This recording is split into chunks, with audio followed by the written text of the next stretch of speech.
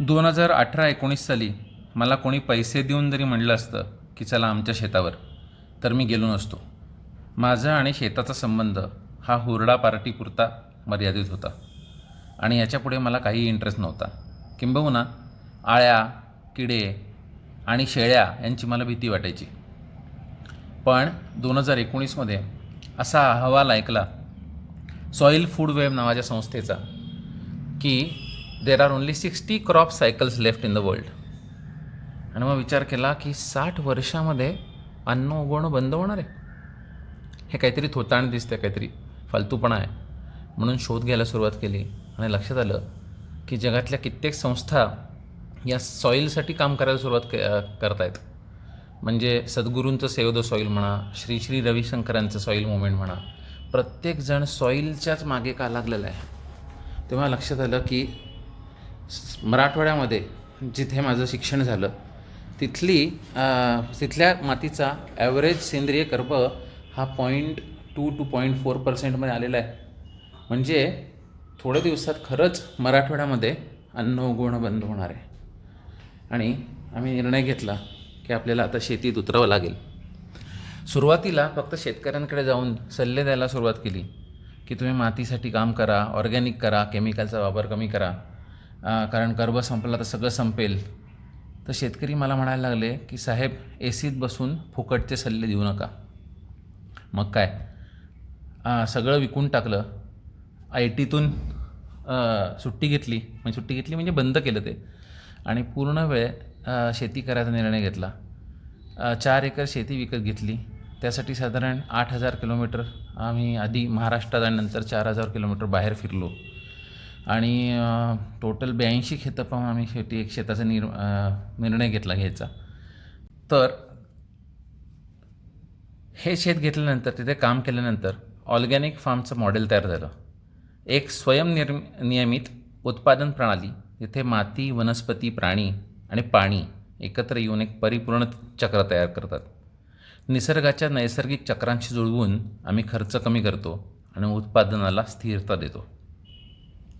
आता हे सगळं कसं घडलं, तर सगळ्यात पहिले बिझनेसमन असल्याने आम्ही रूट कॉज ॲनालिसिस सुरुवात केलं की शेतात नक्की काय घडतं आहे, शेतकऱ्यांच्यासाठी समस्या काय आहेत, शेतीच्या समस्या काय आहेत. आणि त्यातून ह्या काही गोष्टी समोर आल्या.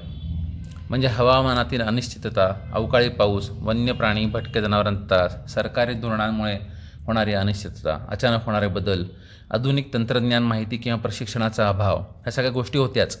त्याबरोबर मजुरांची कमतरता, वाढते मजुरी दर, पाण्याची कमतरता, भूजल पातळी घटणे, वाढता उत्पादन खर्च, कर्ज रोख प्रवाहाच्या समस्या, काढणीनंतर साठवणूक सुविधांचा अभाव, प्रक्रिया उद्योग, मूल्यवर्धनाचा अभाव, लहान आणि तुकड्यात विभागलेली जमीन आणि बाजारपेठेवर आणि किमतीवर नियंत्रण नसणे.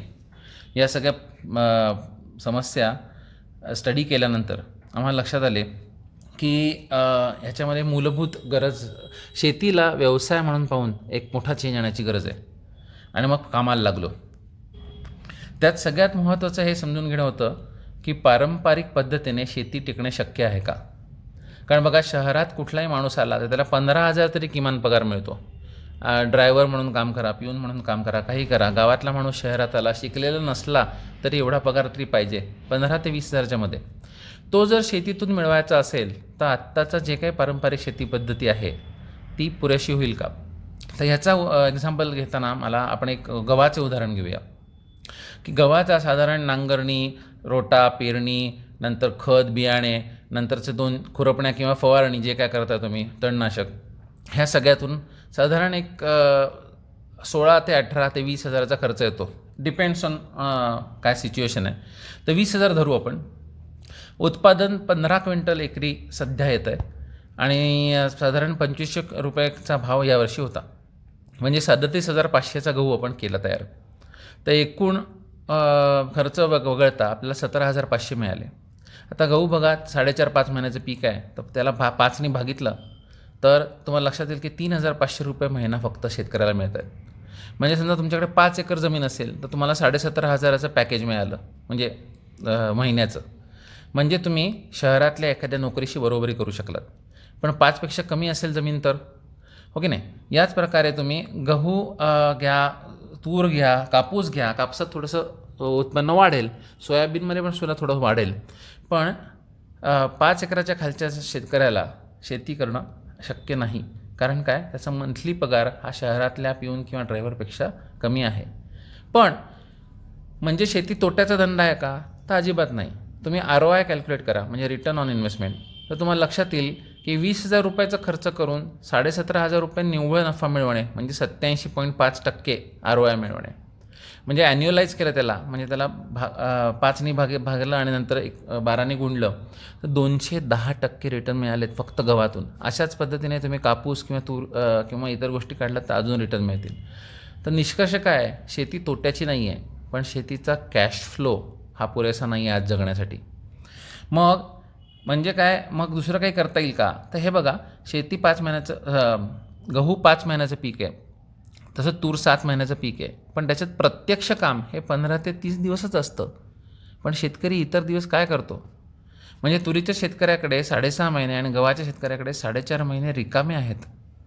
मग त्याच्याबरोबर कॅश फ्लो नीट करण्यासाठी काय करता येईल, तर शेतीसोबत आपल्याला असा जोडधंदा पाहिजे जो तुम्हाला पैसे मिळवून देईल आणि तुमच्या पोटापाण्याची सोय करेल. शेती सोडायची गरज नाही आहे, शेतीला कॅश फ्लो देणारा जोडधंदा शोधायची गरज आहे. आता आमचं मॉडेल बघा. ऑर्गॅनिक प्रणालीचे मुख्य घटकामध्ये पशुधन म्हणजे गाय, कोंबड्या, बदक, हंस, मासे, नंतर पिकांमध्ये 24 भाज्या, 32 प्रकारची फळे, नंतर धान्य, डाळी, चारा, नंतर कामगारामध्ये, कामगार म्हणजे आम्ही त्यांना कामगार म्हणतो, मधमाशा, सूक्ष्मजीव, BSFL. आणि ह्यामुळे काय होतं, आम्हाला दैनंदिन आणि साप्ताहिक उत्पन्न मिळतं, म्हणजे अंडी, भाज्या, दुग्धजन्य पदार्थ, कोंबडी.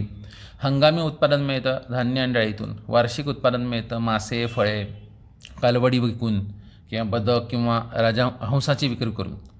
तर बेसिकली आमच्याकडे दर काही दिवसांनी पैसे येतात आणि शेतकरी या शेतामध्ये अनेक उत्पन्नाचे प्रवाह निर्माण होतात, ज्यामुळे बाजार किंवा हवामानाच्या धक्क्यांपासून आम्हाला संरक्षण मिळते. आता हे सगळं करण्यासाठी मुळात आमचा जो मुद्दा होता, ज्यासाठी आम्ही ITतून सगळं सोडून इकडे आलो आहे, ते म्हणजे आहे माती. हे बघा, जर तुमचं शरीर चांगलं नसेल तर कितीही व्यायाम करा, तुम्हाला काही फरक पडणार आहे का? तर चांगलं अन्न, चांगला व्यायाम, मानसिक व्यायामसुद्धा, मानसिक स्वास्थ्य, हे सगळं असलं तरच आपल्याला फरक पडतो, हो की नाही. तर सगळ्यात पहिले जमीन सुधारण्यावर आम्ही फोकस केला. ते कसं केला, रिजनरेटिव्ह फार्मिंग मॉडेल ॲडॉप्ट करून. आता बघा, हे रिजनरेटिव्ह फार्मिंग मॉडेल हे कम्प्लिटली जंगलांच्या तत्वावर चालतं. जंगलं आपल्या आधीही होती, आपल्या नंतरही आहेत. जंगलामध्ये काहीही करायला लागत नाही आणि जंगलातला कुठलाही प्राणी रेशनच्या दुकानासमोर उभा राहत नाही, त्याला लाडकी बहीण पण लागत नाही. तर जंगलाची तत्त्व कशी आहेत बघा. सगळ्यात पहिलं तत्त्व आहे मातीचे हलवा बंद करणे. आम्ही जी भाजीपाला शेती करतो आहे त्यामध्ये आम्ही 2021पासून नांगर फिरवलेलं नाही आहे. रादर ते बेड्स जसे बनले आहेत ते आजपर्यंत तसे आहेत, त्यांना हलवलंसुद्धा नाही आहे. तर बेसिकली जंगलामध्ये कोणी नांगर चालवत नाही, जंगलात कोणी रोटा माळत नाही, पाळ्या करत नाही, काहीच करत नाही, पण जंगल उभं असतं. दुसरं तत्त्व माती कायम झाकलेली असणे म्हणजे मल्चिंग करणे. तर बेसिकली आमच्याकडे ऑर्गॅनिक मल्चिंग पण आहे, म्हणजे ऑर्गॅनिक वेस्टचं. नंतर आमच्याकडे वीड कंट्रोल मॅट्सनी पण मल्चिंग केलं जातं. आमच्याकडे काट्याकुट्या किंवा कंपोस्टनी पण मल्चिंग केलं जातं. वेगवेगळे मॉडेल्स आम्ही ते डेव्हलप केलेत. मग सगळ्यात महत्त्वाचं म्हणजे वीडमध्ये चॉप अँड ड्रॉप सिस्टीम आम्ही केली आहे, जिथे आम्ही कापून तिथेच टाकतो, त्याचं मल्चिंग होतं. तर जंगलामध्ये बघा, कायम पानं पडलेत, काट्याकुट्या पडलेत, ह्याच प्रकारचं मल्चिंग जंगलात कायम असतं. तिसरं, मातीमध्ये कायम जिवंत अथवा मृत मुळं असणे.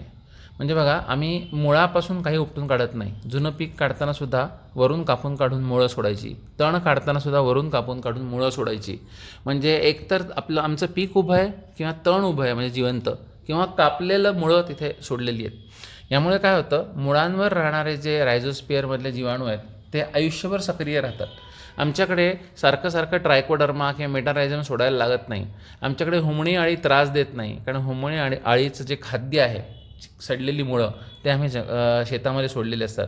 आमच्याकडे भरपूर हुमणी अळी येतात, पण आम्हाला कुठलाच उपाय करायला लागत नाही. चौथं म्हणजे गोष्ट जैवविविधता म्हणजे बायोडायव्हर्सिटी. आम्ही एकाच पद्धतीचे पीकही घेत नाही, एकाच पद्धतीचे आमच्याकडे जीवाणूही नाही आहेत आणि एकाच पद्धतीचे आमच्याकडे किडे आणि पक्षी पण नाही आहेत. आमच्याकडे एवढ्या प्रकारची जैवविविधता आहे की आमच्याकडे शेकडो प्रकारच्या जाती कीटकांच्या पक्ष्यांच्या आमच्या ट्रेस झालेल्या आहेत. प्लस आम्ही पीक घेतानासुद्धा अर्धा एकरामध्ये साधारण 18 पिकं घेतो, ते आपण बघणारच आहोत. पुढचं आहे प्राणीजन्य आणि प्राणीजन्य पदार्थ आणि कचऱ्यापासून खतं निर्मिती. ह्याच्यात बघा की जेव्हा जंगलामध्ये हरिण गवत खाते त्याची विष्ठा तिथे पडते, वाघ हरणाला खातो, वाघाची विष्ठाही तिथे पडते आणि हरणाचे अवशेषही तिथे पडतात. ते कुचतात, जंगलातून जवळजवळ काही बाहेर जात नाही. त्यामुळे काय होतं, जंगल हे क्लोज सर्किट मॉडेल आहे. त्यामुळे जंगलात काही इनपुट द्यायला लागत नाही. त्याच प्रकारचं मॉडेल आपल्याकडे करता येईल का, हे आपण केलेलं आहे, तर आपण पुढे बोलणारच आहोत. आणि सगळ्यात महत्त्वाची गोष्ट, रासायनिक खतांचा वापर शून्य करणे. तर हे जर केले नाही तर हे मॉडेल सक्सेसफुल होत नाही. आता सगळ्यात पहिले हे समजून घेऊया की खरंच जग चालायला रासायनिक खतं किंवा काहीही लागतं का. त्यासाठी आपण आपल्या पंचमहाभूतात विलीन होणे आणि पंचमहाभूतातून येणे हे आपले पूर्वज जे कायम म्हणत आलेत ते कसं आहे नक्की ते बघूया.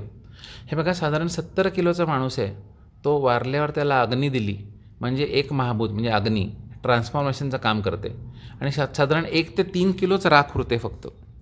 या 1 ते 3 किलो राखेला आपण पाण्यात विसर्जित केलं की जे काही वॉटर सोल्युबल आहेत, पाण्यात विरघळणारं, ते पाणी घेऊन टाकतं. नंतर खाली सेडिमेंटेशन होऊन सगळे जे हेवी एलिमेंट असतात, कॅल्शियम, फॉस्फरस, सल्फर, लोह, अशा सगळ्या गोष्टी जमिनीच्या तळाशी गाळाशी जातात. नंतर नदी त्याला वाहून जाते, घेऊन जाते आणि तिच्या काठावर सुपीक पदार्थ तयार होतो.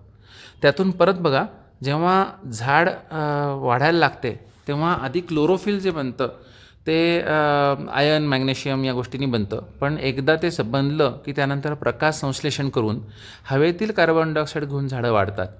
पाण्यातून काही तत्वे ओढली जातात आणि जवळजवळ 98% झाड हे हवेतून आणि पाण्यातून बनते. आणि फक्त जी सूक्ष्मद्रव्ये आहेत, स्पेसिफिकली मातीतील खनिजे आणि सूक्ष्मद्रव्ये, ही मातीतून घेतली जातात. म्हणजे बघा, 98% झाड जर हवेतून बनत असेल तर उरलेल्या 2% आपण एवढी मारामारी का करतोय, हा विचार आपल्याला सुरुवात करायला पाहिजे. म्हणून काय केलं बघा, जंगलामध्ये मी जसं म्हटलं की जंगलातली फळं काढून खाल्ल्यावर पक्षी तिथेच विष्ठा करतात, उरलेली फळं खाली पडतात आणि तेच तत्त्व परत सर्क्युलेट होत राहतं. पण शेतकऱ्याचा टोमॅटो बाहेर जातो, शेतकऱ्याचा ऊस बाहेर जातो, शेतकऱ्याचा गहू, तांदूळ सगळं बाहेर जातो. नंतर माणसांनी तो वापरल्यानंतर त्यांच्या विष्ठेद्वारे नाल्यात, नदीत आणि समुद्रात जातो. तर समुद्रात जाऊन त्याचं मीठच बनतं. तुम्ही बघा, जगातील प्रत्येक समुद्रामध्ये मीठच बनतं. त्यामुळे आम्ही पहिली गोष्ट सुरू केली ती म्हणजे एकरी 1.5 एकर मीठ 1000 लिटर पाण्यामध्ये कालवून सोडणे. हे बघा, माणूस ॲडमिट झाला की सगळ्यात पहिले त्याला सोडियम क्लोराईडची बाटली लावतात. ते 0.9% सोल्युशन असतं सोडियम क्लोराईडचं. आणि आपला जो ब्लड प्लाझ्मा आहे त्याचं कॉम्पोजिशन आणि मिठाचं कॉम्पोजिशन सिमिलर आहे. तर त्यामुळे मीठ हे ॲक्च्युली निसर्गाचं एक असं वरदान आहे जे आपण जे नसेल तर आपल्याला विविध प्रकारचे डेफिशियन्सीज तयार होतील. त्यामुळे एकरी 1.5 किलो मीठ आपल्याला सोडायचं आहे 1000 लिटर पाण्यात हे करून महिन्यातून एकदा. नंतर दुसरं, आम्हाला जो काही कचरा मिळतो, म्हणजे बघा, आपल्याला गेलेला टोमॅटो परत आणायचा आहे, गेलेला तांदूळ परत आणायचा आहे. तर आमच्याकडे एखादं मोठं लग्न लागलं किंवा एखादा हॉटेलचं वेस्ट आहे, तर आम्ही असं 300-400 किलो वेस्ट गोळा करतो एकाच वेळेला. त्यानंतर मेलेले मासे, कोंबड्यांची आतडी, म्हणजे कारण आपल्याला जंगलामध्ये मेलेले प्राणीसुद्धा इथे मिमिक करायचे. म्हणजे बघा, जंगलामध्ये हरिण तिथेच मरणारे, वाघ तिथेच मरणारे, पक्षी तिथेच मरणार आहेत. तर आपल्याला मेलेले प्राणी आणि सगळे अवशेष गोळा करायचे आणि त्या सगळ्यांचं आम्ही ते खत बनवतो. हे लिक्विड फर्टिलायझर आम्हाला एकदा आम्ही कचरा आणला 8-10 ड्रम, तर आम्हाला पूर्ण सीझन 2 सीझनसुद्धा शेती याच्यावर करता येते. ह्याच्यामध्ये इतकी सोपी प्रोसेस आहे की ड्रममध्ये अर्धा कचरा भरायचा, अर्धा पाणी भरायचं आणि 2 मूठ कंपोस्ट त्यात टाकून द्यायचं की 45 दिवसामध्ये तुम्हाला पाणी वापरता येतं वरचं, जे कंप्लीट मायक्रोन्यूट्रियंट्सनी समृद्ध असतं. आता बघा, खतांमुळे खतं घरी तयार करून आम्ही इनपुट कॉस्ट रिड्यूस केली. पण आता पाणी कसं रिड्यूस झालं, तर पाणी रिड्यूस करायला आम्ही आधी सगळ्यात पहिले काय केलं की आमची सगळी रचना ही प्रवाहाच्या विरुद्ध आहे. पहिल्या वर्षी आम्ही सगळं पाहिलं की पाऊस कसा पडतो आहे आणि भाज्यांचे बेड जे आहेत ना ते प्रवाहाच्या विरुद्ध बनवले. त्यामुळे काय झालं की पाणी वाहून न जाता ते स्लो डाऊन होतं आणि 2 बेडच्या मध्ये पूर्णपणे जिरतं. नंतर आम्ही शून्य नांगरणी आणि आच्छादन पद्धती वापरल्यामुळे 2021पासून मी मगाशी सांगितल्याप्रमाणे आमचे बेड नांगरलेले नाही आहेत आणि 100% मातीचं आमचं संरक्षण होतं वीड मॅट किंवा कुठलं तरी आच्छादन टाकून. म्हणजे तण कापून तिथे टाकणे हे सगळं केल्याने एक स्पंजचा प्रभाव तयार झाला आहे आणि पाण्याची कार्यक्षमता इतकी वाढली आहे की खरीपामध्ये आम्ही 100% पाण्यावर आधारित म्हणजे कोरडवाहू भाजीपाला करतो आणि रब्बी उन्हाळ्यामध्ये सुद्धा मातीचा ओलावा खूप प्रचंड असतो, त्यामुळे आम्हाला खूप कमी पाणी लागतं. आमच्या विहिरींना आणि बोरवेलला पाणी वाढलेलं आहे. तर आम्ही साधारण 40 ते 60% पाणी बाष्पीभवन होण्यापासून वाचवतो आहे आणि आमच्या जमिनीची पाणी साठवण्याची क्षमता दुप्पट झालेली आहे. एवढेच नाही तर हे पाणी ओलावा अडकवून आणि नांगरणी थांबवून आम्ही डिझेल, वीज पंप या सगळ्याचा खर्च कमी केलेला आहे. त्यामुळे प्रत्येक किलो मागे भाज्यांवरचा निव्वळ नफा आमचा वाढत गेलेला आहे. पुढचा महत्त्वाचा प्रश्न आम्ही सॉल्व केला ते म्हणजे कॉन्स्टंट रिटर्न्स पैसे कसे मिळवायचे आणि आपलं स्वतःचं मार्केट कसं तयार करायचं. तर हे बघा, आपण जवळपासच्या ज्या हातगाडीवाल्याकडून जेव्हा आपण भाजी घेतो तेव्हा साधारण 10 रुपयाला पालेभाजीची जुडी असते आणि साधारण 15 ते 20 रुपये पावनी आपल्याला हे मिळते, भाजी मिळते. तर हे लक्षात घ्या की आपल्याला समजा म्हणजे 70 रुपये किलोनी भाजी मिळत असेल आणि 10 रुपयांची जुडी मिळत असेल तर आपल्याला फक्त 3400 रुपये दिवसाला मिळवायचे आहेत, जेणेकरून आपल्याला 1,00,000 रुपये महिन्याचं पॅकेज मिळेल. आता ते कसं आम्ही अचीव केलं ते बघा. तर साधारण 100 मेथीच्या जुड्या तुम्ही विकल्यात तर तुम्हाला 1000 रुपये मिळणार आहेत 10 रुपयाप्रमाणे. पण 100 मेथीच्या जुड्या किती अवघड आहेत विकणं, कारण तुम्हाला तुमच्याकडे 100 युनिक गिराईक लागणार आहेत.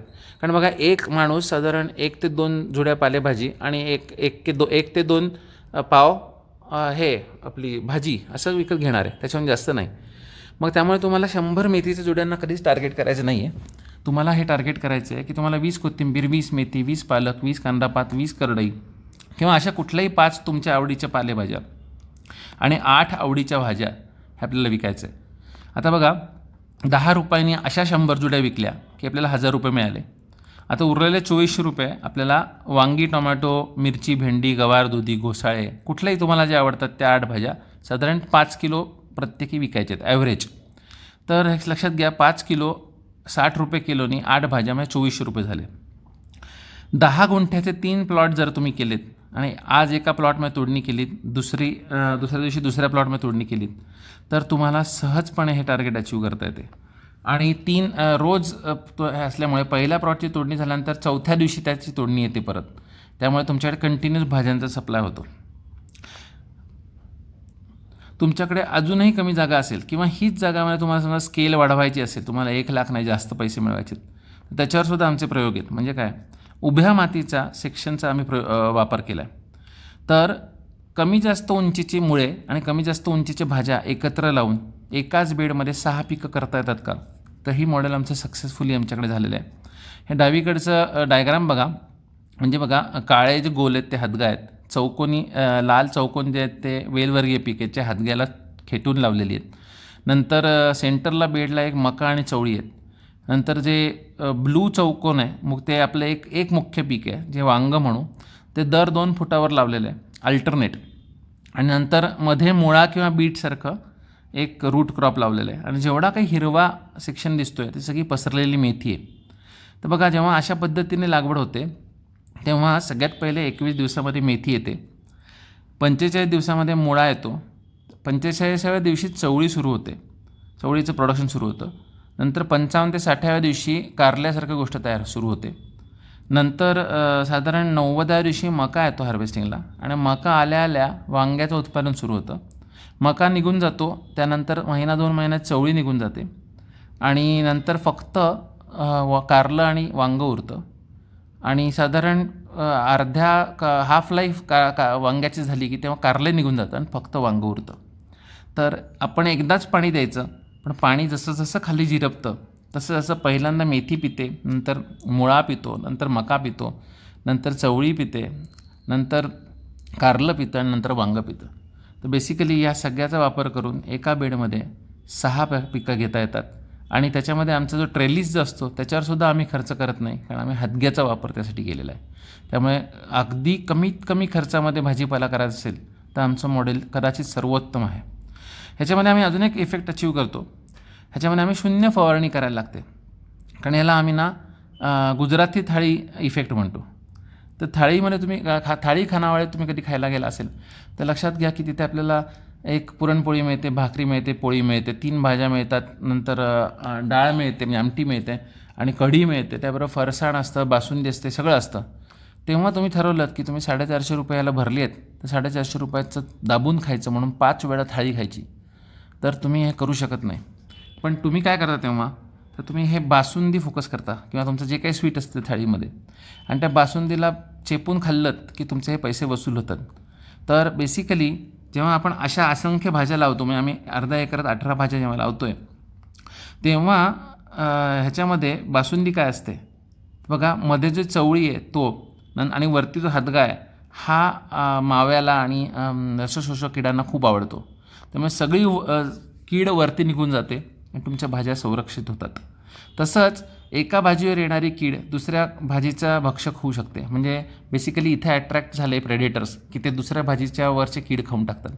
आमच्या हादग्याच्या झाडावर भरपूर पक्षी बसतात आणि ते पक्षी सगळे आमच्या अळ्या वेचून खातात.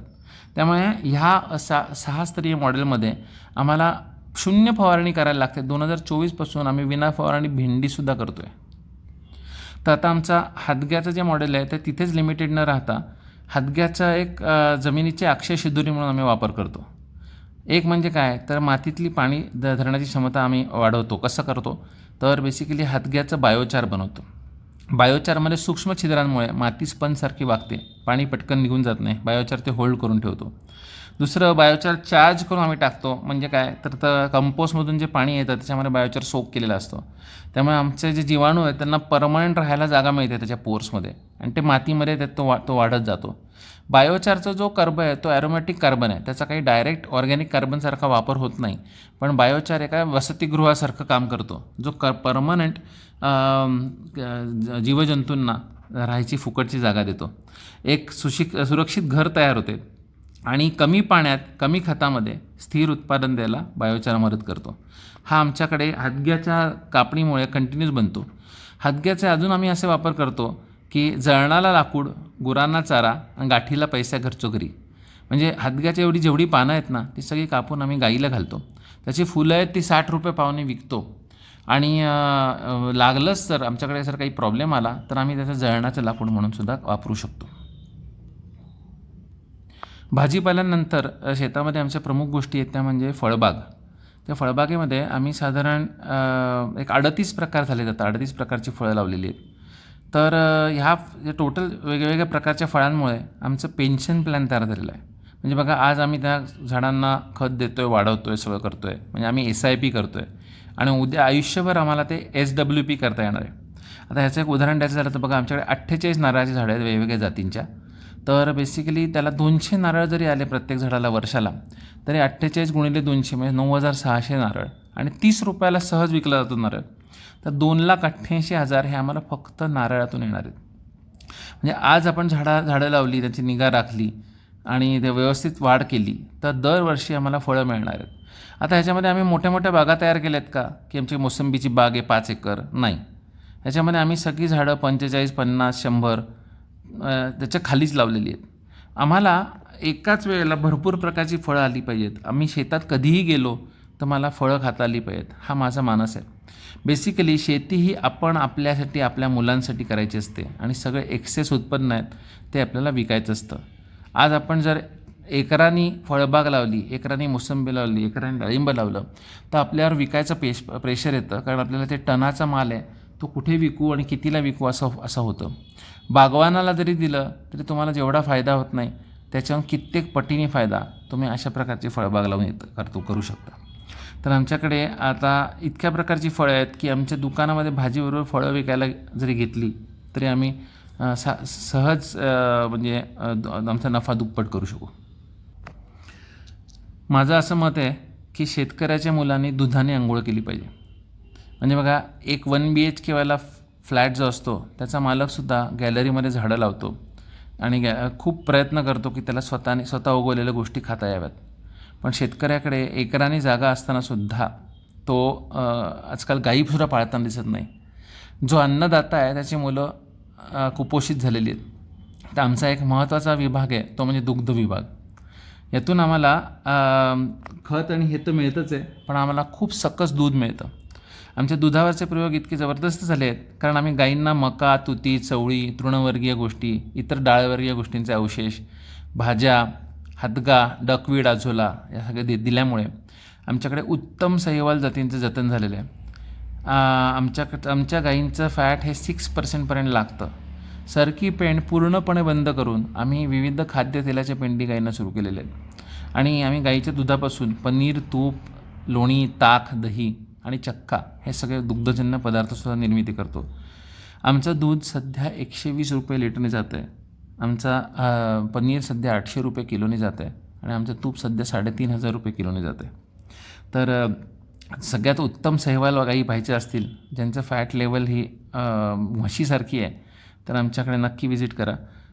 दैनंदिन दूध उत्पादन आणि कचरा म्हणजे त्याचं वेस्टेज आहे ते शेण खत म्हणून ह्या दोन्ही गोष्टी ह्या प्रकल्पातून आम्हाला अचीव करता आलेल्या आहेत. तसेच दरवर्षी आमची कालवड वयात आली की तिची आई आम्ही विकून टाकतो. म्हणजे काय, कालवड अडीच वर्षांनी कालवड वयात येते, पण तर तेव्हा जी ती वयात आली की तिची आई तोपर्यंत आमच्याकडे 2.5 वर्ष जुनी झालेली असते, ते आम्ही विकून टाकतो. म्हणजे आमच्याकडे दर वर्षाला यातून नफाही होतो आहे. आमचं कुक्कुटपालन महाराष्ट्रामध्ये फेमस झालेलं आहे. म्हणजे 3-3, 3.5 लाख पक्षी असलेले मोठे कुक्कुटपालकसुद्धा आमच्याकडे येऊन व्हिजिट करतात. कारण आमच्याकडे मृत्यूदर अत्यंत कमी आहे. आणि आम्ही आत्ता 200 रुपये डझनाने अंडी विकतो आहे. त्याहून जास्तसुद्धा रेट आम्हाला रेग्युलरली येतो, श्रावणामध्ये सुद्धा. माझ्याकडे 1000 पिंजरामुक्त सेटअपवाल्यामध्ये पक्षी आहेत, कोणीही पिंजऱ्यात नाही आहेत. साधारण 8000 स्क्वेअर फीटमध्ये 2 फार्म्स आहेत आमचे, 500-500. आणि बेसिकली रोज 400 अंडी उत्पादन होतं आणि श्रावण सोडल्यास 15 मिनटात आमची अंडी विकली जातात. म्हणजे 5:45ला अंडी येतात आणि 6 वाजता किंवा 6:15 जास्तीत जास्त अंडी संपलेली असतात. आम्ही कोंबड्यांवर इतकं काम केलं आहे की कोंबड्यांना नॉर्मल खाद्याबरोबर अझोला, हदगा, मोरिंगा, डकवीड सगळं दिलं आहे. आणि आता आम्ही BSFL जेव्हापासून सुरू केलं तर तेव्हापासून तर आमच्या अंड्यांचं रूपच बदललं आहे. आमची अंडी लॅब टेस्टिंग करताना बाजारातल्या अंड्यांपेक्षा 21% जास्त प्रोटीन, 5 पट जास्त पोटॅशियम, 6 पट जास्त सोडियम, 37 पट जास्त कॅल्शियम आणि 8 पट जास्त ओमेगा-3 वाली आहेत. ह्याचे लॅब टेस्ट रिझल्ट्स आमच्याकडे उपलब्ध आहेत. त्यामुळे ह्या कचऱ्याचे खतात रूपांतर करून आम्ही ह्याच्यामध्ये एक वेगळी किमया केलेली आहे.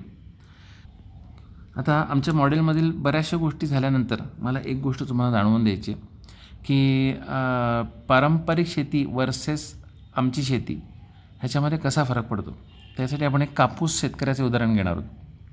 म्हणजे बघा, 5 एकर कापूस करणारा शेतकरी असेल आणि त्याला निव्वळ नफा एकरी 30,000 होत असेल तर 5 एकरातून साधारण 1.5 लाख रुपये तो मिळवतो. तर बेसिकली त्यातले अर्धा एकर आम्ही काढून घेणार आहे. तर अर्धा एकर त्यांनी समजा आम्हाला दिले तर साधारण त्याला 15,000चं नुकसान करणार आहे आम्ही. म्हणजे त्याला एकरी 30,000 मिळतात ना. पण आता आम्ही काय फायदा देणार सांगतो. त्या अर्धा एकरामध्ये आम्ही 10 गुंठे नेपियर अँड लुसनचा चारा लावायला लावणार आहे. 5 गुंठ्यामध्ये फळबाग करून त्याच्यामध्ये कोंबड्या सोडायच्या 500. 3 गुंठे भाजीपाला करायचा आहे. 2 गुंठ्यामध्ये तुम्हाला घर, गोठा आणि गाई आणि शेळ्या पाळायच्या आहेत. ह्यानी काय होणार आहे, तर तुम्हाला 2 गाई ठेवल्या आणि एकानंतर एक वीत असेल तर 5 लिटर रोजचं दूध मिळालं तर 350चं दूध आहे.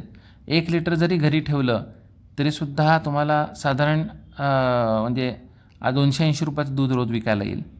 500 कोंबड्यांची 200 अंडी रोज, अगदी 10 रुपयाला जरी अंडं विकलं तर 2000ची अंडी विक्रीला आहेत.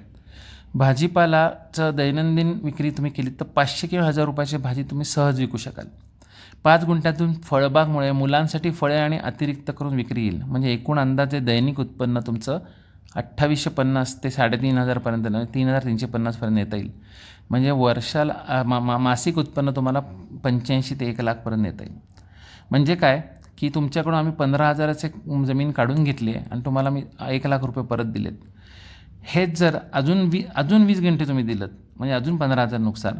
तर तुम्ही 5 गुंठे मूग, उडीद, चवळी, मटकी 5-5 गुंठे प्रत्येकी किंवा बाजरी किंवा हे तुम्हाला जसं हवं तसं कॉम्बिनेशन करू शकता. तुमच्या घरी काय खातात तसं रबीमध्ये गहू, हरभरा 5 गुंठे करायचा किंवा राजमा, हरभरा करायचा.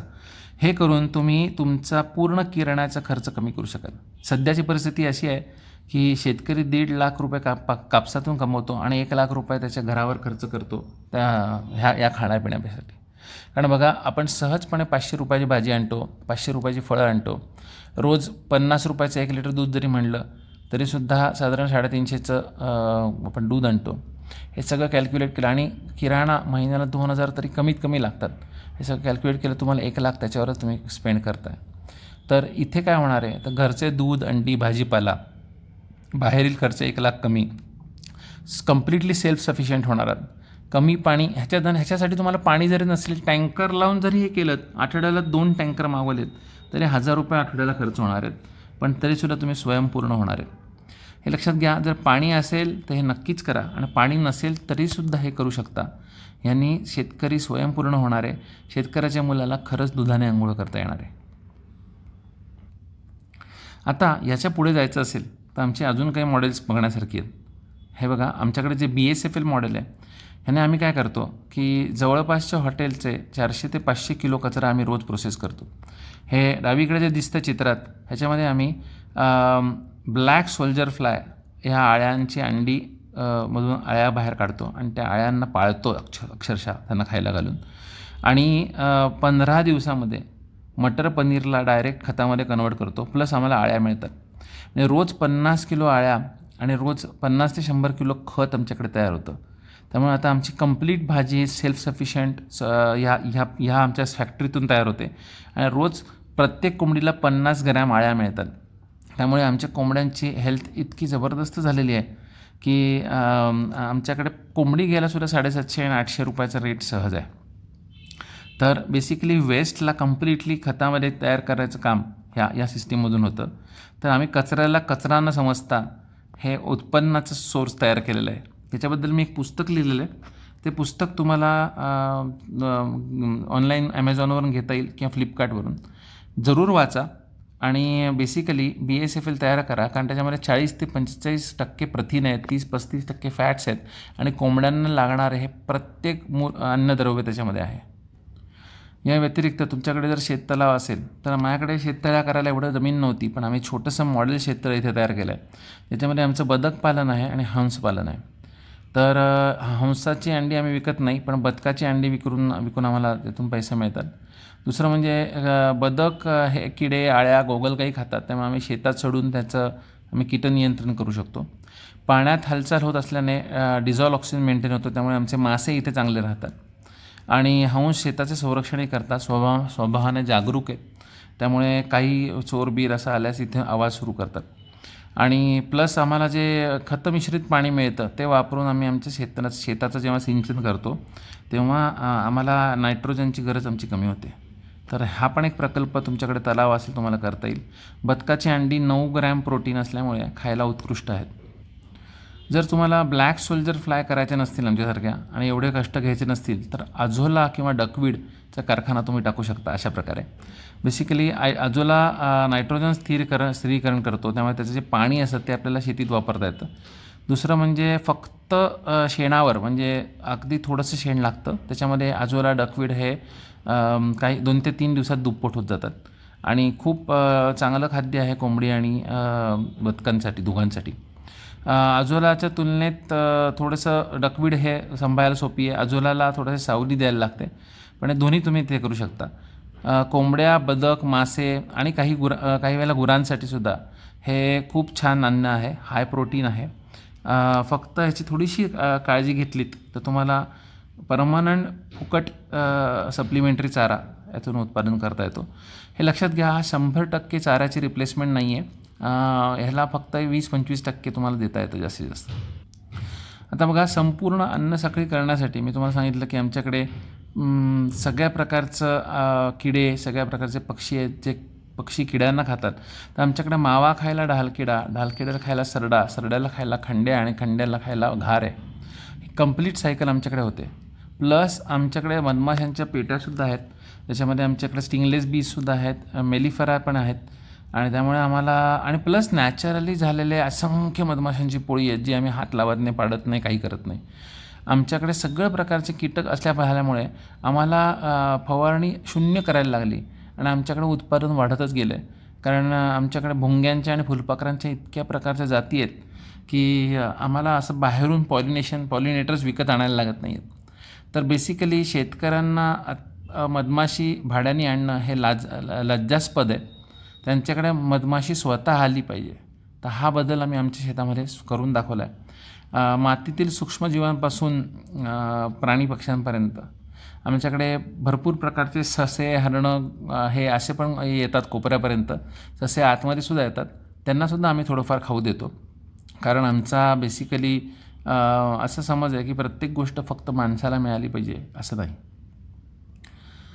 लोक आम्हाला म्हणतात की या सगळ्यामध्ये मजुरांच्या समस्या तुम्ही काहीच बोलला नाहीत.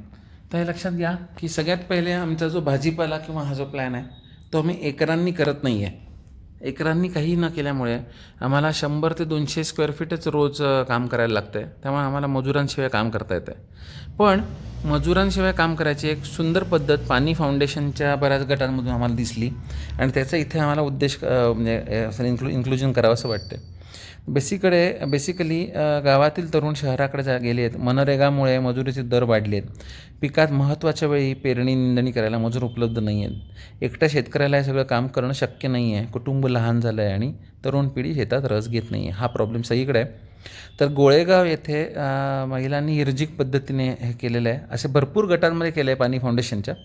तर बेसिकली काही सगळ्या महिला मिळून 15-20 महिला मिळून ठरवतात की आज एकीच्या शेतामध्ये जाऊन खुरपणी करायची, नंतर दुसरीच्या, नंतर तिसरीच्या. तसं सोंगणी करायलासुद्धा या एकत्र जातात. याच्यामुळे काय झालं की सर्वजण एकत्र काम केल्यामुळे खर्च त्यांचा शून्य झालेला आहे. उत्पन्न वाढलेलं आहे. म्हणजे उत्पन्न कसं वाढलं आहे की खर्च कमी म्हणजे उत्पन्न वाढले. आणि हे एक मॉडेल सगळ्यांनी ॲडॉप्ट करण्यासारखं आहे. दुसरं आम्हाला काय हे होतं की त्यांचं म्हणणं आहे की सर तुमची शेती शहरापासून 30 किलोमीटरच्या आत आहे, तुम्हाला हे सगळं करता येतं, आम्ही हे कसं करावं. तर आणि दुसरं म्हणजे शेतकरी हे पण करणार, शेती पण करणार, विक्री पण करणार, हे शक्य आहे का. यासाठी आम्ही हे असे काही प्रकारचे मॉडेल मांडले आहेत की जर 5 शेतकरी तुम्ही एकत्र आलात आणि 20 प्रकारची पिकं घेतलीत, म्हणजे प्रत्येकाला 4च प्रकार करायचे आहेत, तर प्रत्येक शेतकरी 4 पिकं घेणार. त्याच्यामध्ये पिकं अशी निवडू शकता की हंगामी भाजीपाला, फळे, धान्य सगळं. शहरामध्ये विक्रीची जबाबदारी फिरती असणार. म्हणजे आठवड्यातून एक शेतकरी जाणार फक्त 5 पैकी, शहरात जाऊन सगळ्यांचं उत्पादन विकणार. उर्वरित 4 लोक उत्पादनावर लक्ष देणार आणि ह्या शेतकऱ्याचे शेतसुद्धा मध्ये मध्ये जाऊन बघणार. खर्च आणि नफा ते वाटून घेणार. म्हणजे प्रत्येकाने किती किलो माल दिला आहे त्याप्रमाणे आपल्याला ट्रान्सपोर्टचा खर्च होईल. तसंच त्यांनी घेताना पण पिकं खतं घेताना किंवा कचरा उचलताना जर आमच्या पद्धतीने केलं तर या सगळ्यामध्ये सुद्धा एकत्र येऊन करणं आणि प्रत्येकाला किती लागतं आहे त्याप्रमाणे सगळं वाटून घेणं. चिठ्ठी प्रणालीने जर हा निर्णय घेतला आणि कुठलाही मध्यस्थ नसेल आणि स्वतःच्या गाडीने जर हा माल विकला तर या 5 लोकांनासुद्धा अशाच प्रकारे कितीही दुरून हा व्यवसाय करणं शक्य आहे. याच्यामध्ये काही लोक दुग्ध उत्पादक असतील, काही अंडी उत्पादक असतील, काही असं सगळं मिक्सचर केलं तर आपण एकाच ठिकाणी 100 प्रकारच्या सेवा देऊ शकू आणि 100% ग्राहक मिळणं सोपं होईल. आणि थेट ग्राहकांना विकल्याने भावापेक्षा कमीत कमी 40 ते 50% किंमत हे 100% हे नक्की जास्त मिळणार आहे. मध्यस्थांचं कमिशन पूर्णपणे वाचवता येणार आहे. तर हे लक्षात घ्या, तुम्ही कितीही दूर असा, जर तुम्ही एका वेळेला पूर्ण ट्रकलोड आणू शकाल तर कितीही दुरून हे आणणं शक्य आहे. आत्तापर्यंत आपण अशा समस्यांवर बोललो ज्या आपल्या दुसऱ्या स्लाईडमध्ये होत्या, ज्या आपल्याला स्वतः करता येतील. पण अशा काही समस्या आहेत ज्या आपल्याला गावा पातळीवर सॉल्व करायला लागतील.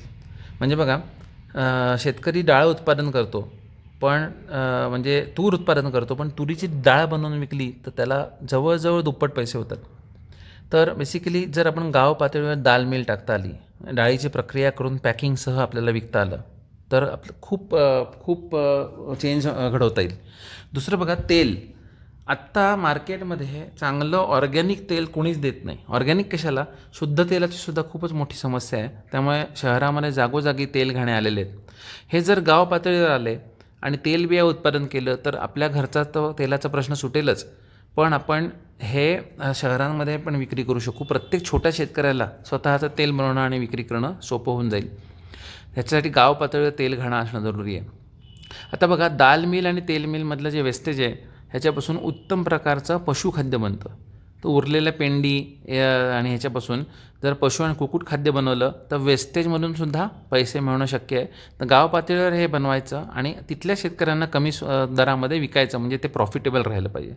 ह्याच्या पुढे जाऊन जर गावातला कचरा एकत्र करून जर ब्लॅक सोल्जर फ्लाय केली तर हे लक्षात घ्या की तुम्ही तुमचा कचरा आणून द्या आणि त्याच्या आणि तुम्हाला जर अळ्या असतील तर अळ्यांवर सवलत मिळेल. तसेच तुम्हाला खत पण घेता येईल. तर बेसिकली खर्च 50% कमी करता येईल. पौष्टिक ताजे अन्न तुमच्या कोंबड्यांना देता येईल आणि बाजारातून खाद्य खरेदी करण्याची गरज खूप प्रमाणात कमी करता येईल. जवळजवळ घ्यायलाच लागणार नाही. हे सोडून तुम्हाला सामूहिक यंत्रसामग्री किंवा गाव पातळीवरचं क्लस्टर उभं करणं खूप जरुरी आहे. त्यासाठी बघा, माती परीक्षण, मिनी ट्रॅक्टर, मल्चर, डाल mill, cold press, packaging machine, पशुखाद्य मशीन, सोलर ड्राईंग, मसाला प्रक्रिया, टोमॅटो पावडर, कांदा पावडर, फळांचे pulp, freeze drying, ready to cook मिश्रणे, हे सगळं तुम्हाला गाव पातळीवर करता येईल. याबरोबर प्रशिक्षण केंद्रे, प्रात्यक्षिक प्लॉट, शेतभेट, इंटर्नशिप मॉडेल्स आणि फ्रँचाईज मॉडेल्स, या सगळ्या गोष्टींना डेव्हलप करून आपल्याला शेतीला गाव पातळीवर इन्फ्रास्ट्रक्चर बनवून शेतकऱ्यांना आपल्याला एका वेगळ्या स्टेजला नेता येईल. शेतकरी समृद्ध करता येईल.